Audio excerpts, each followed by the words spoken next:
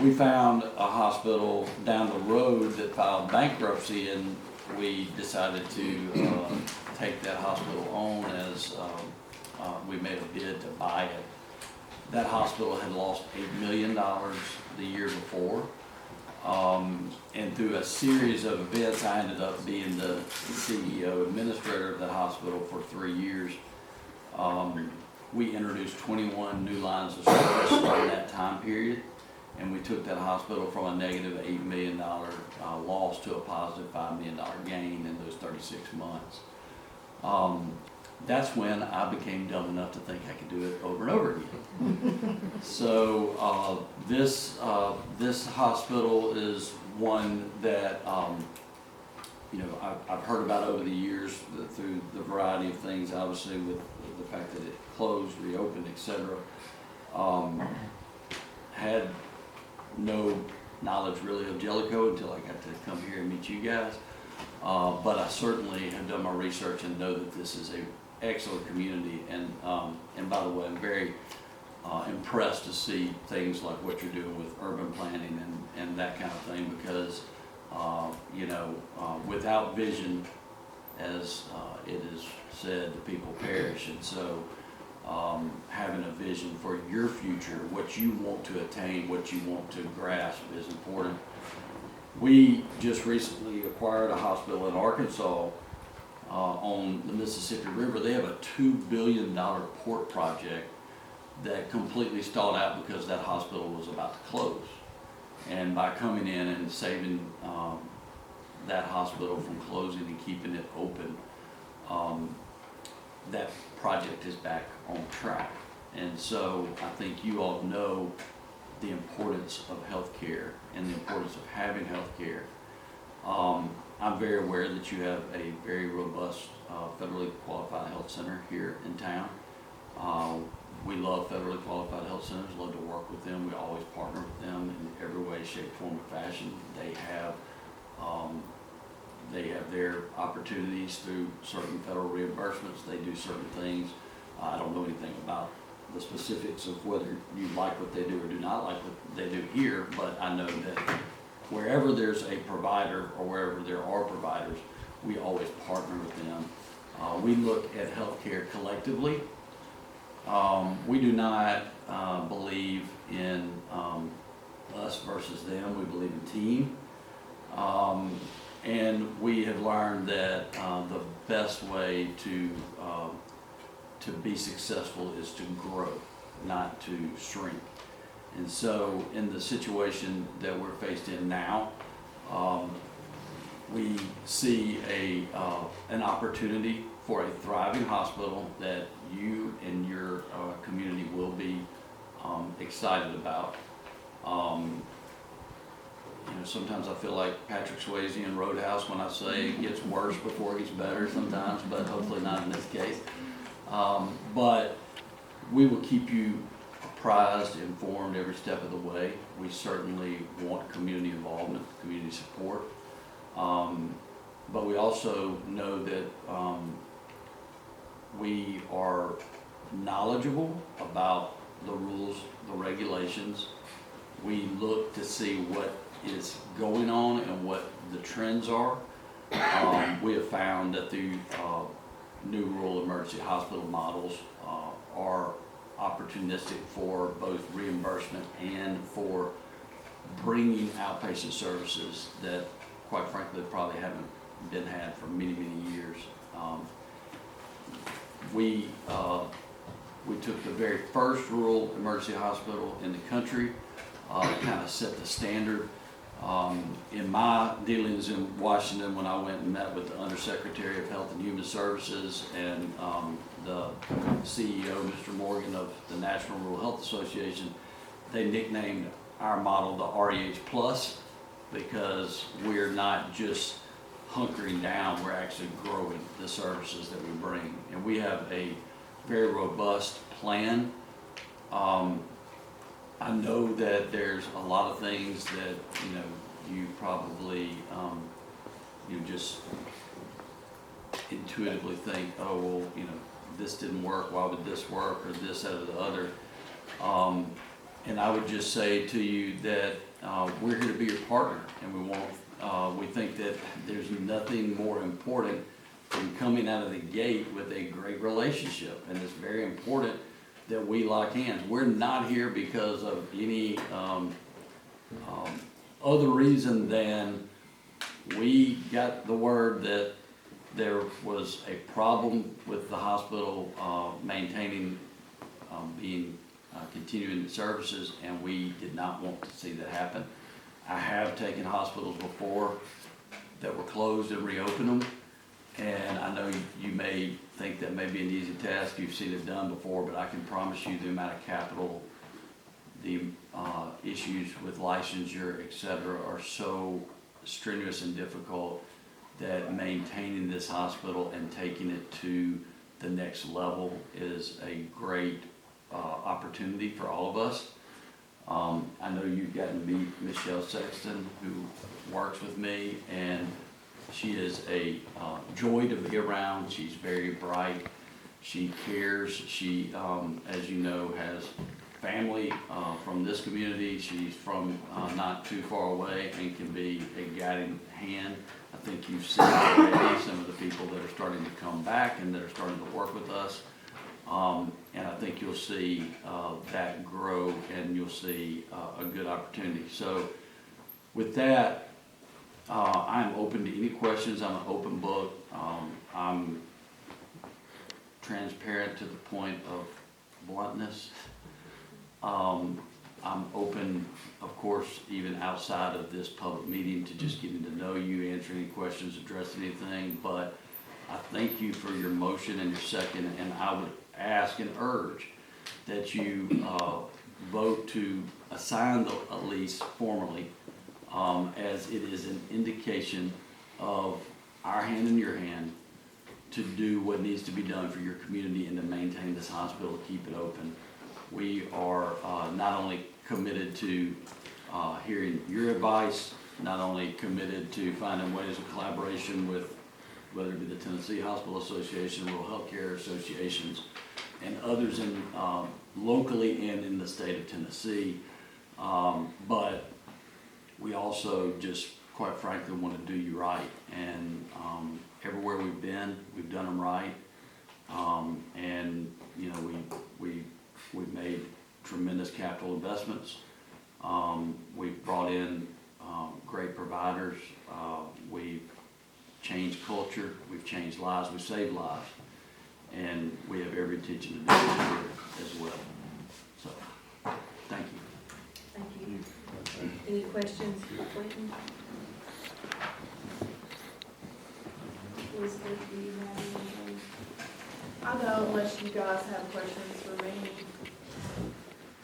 Well, one point of clarification, the assignment is the same form that we looked at last meeting.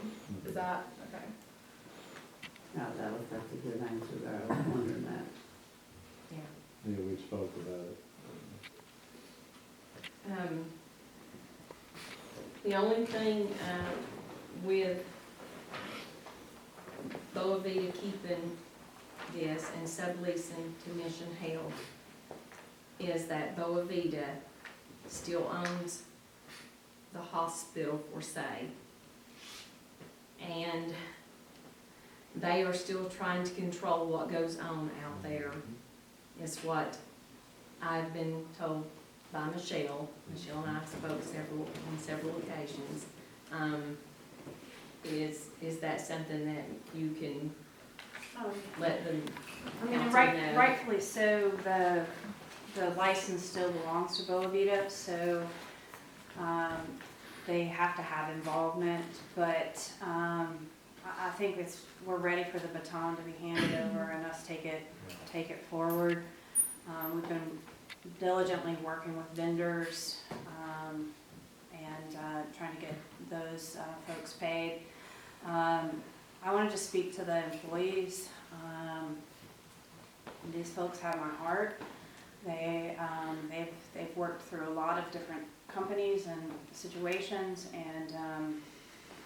and there is just this this family, like I think Benji mentioned that first time I met him, he made me cry, that there is a family atmosphere out there. But we need to be able to, again, move forward and not have this association, because we need to be able to have our own contracts with vendors and be able to really move forward. I appreciated the council's visit last week. I think that was a real good show of faith. We were able to kind of look at some of our plans. I appreciated being able to meet Miss Tanya, and Miss Tanya had me meet Alicia, and be able to talk about how we could collaborate, and so I'm excited about that. I'm ready to move forward, and I think, we've been giving you a weekly report. We've been talking about what it would look like to have a hospital committee with community members. Ms. Tanya's given me some good ideas about some of the community members. And we're just here to work together and move forward. I'll clarify a legal point. The assignment will sever ties with Boa Vita. The way they're operating now, Boa Vita is still on the hook. They have simply sublet the property to Mission. They are there. They will be there until there's an assignment or something else happens. And if you guys allow us to move forward, as Michelle said, in a pass the baton kind of way, I think a lot of the angst will go away. You'll have that direct relationship with us. We will be Progressive Health of Jellico. We will serve your community. We will be a servant to you all as well, and we'll earn your respect. I mean, at the end of the day, what we all need, and it's no disparagement to anyone. I'm not here to disparage anybody. I've been in these situations time and time again. We're in multiple states now, and communities like yours have all the upside in the world, great potential. And if we're not here as the preeminent healthcare, being your hospital, doing right by you, it's not going to help anybody. So, give us that opportunity. If you're going past the assignment, then that way you can sever those ties formally. Then you can just get my cell phone and just gnaw on me when you want to, and that'll be just fine. So, I have a question for you. If we did sever the ties with Boa Vita and leased it to you all, are you guys going to change the name of it? Progressive Health of Jellico. Okay.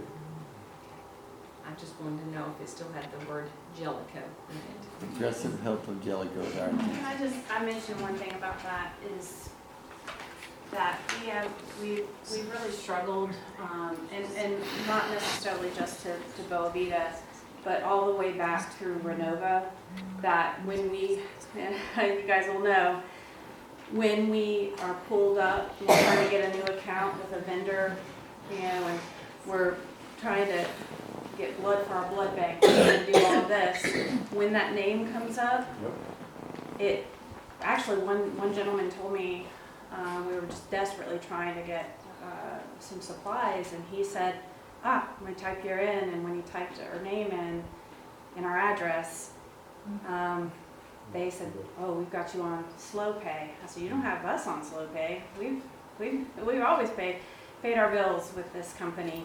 And they said, no, but this name and this address, and so we have to just jump through some additional hoops to get that going. Yeah, we hope. What I think you'll find is you'll see we will maintain the local touch. We will definitely be very honoring of anyone in the area that wants to be a part of our healthcare organization, to have jobs and to do their roles. But we also do have the benefit of, you know, like purchase power, things of that nature. So it's kind of best of all worlds.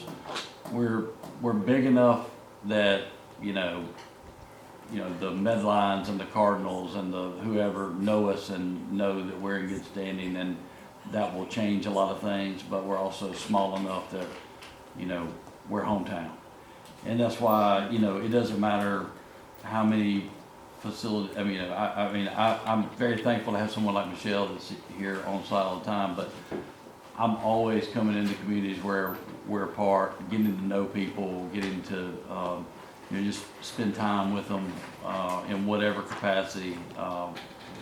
You know, meet you where you are, come to your, you know, you can come to the hospital, I can come to you, whatever, but I just like to get to know people. I'm a people person, that's what I am by nature, and so I think you'll see we'll cure a lot of these problems very quickly. One other thing that I'd just like to contribute that I think is important for the council to consider, when you reassign this lease, it allows you to address some of the things that the Tennessee Rural Health Association has presented to you about an advisory committee and a group to help offer, you know, some support and help for the community. And right now in the lease that you're currently in with Boa Vita, that information's not there, so your hands are tied. You can't really do any of that. But when you reassign that, then you can pull key stakeholders in the community working together with Michelle and Quentin and all of you, and put some of those things into place, so that gives you a little bit more insight on what's happening on a day-to-day basis with the hospital, and I think that's really important for our community. So. Yeah, and that's, just to be clear, we do that everywhere we go, regardless of whether it's in a lease or anything of that nature. I mean, it's the only way to operate from my perspective. So, Yeah. I mean, those are just, the things you're referring to are truly just best practices that you know, should be done in every case, so. And that is included in the assignment. I think that there's 60 days to set that up, and there's members that are chosen from city council as well as by mission. So that was, is in the assignment. I make a motion, Ms. Tanya be on the committee. I'll second. I did want to mention also, just an earlier note, is today we were looking through, this has nothing to do with this last piece, but we were looking through the some of the offices and the desks and certain things, and we have got some beautiful desks, some beautiful chairs. So the council, this is the council, to send somebody over to take a look and see if there's something that you think is appropriate for the library. I think there is plenty of space. File cabinets, just beautiful desks and such. So, but I don't think, you know, we'll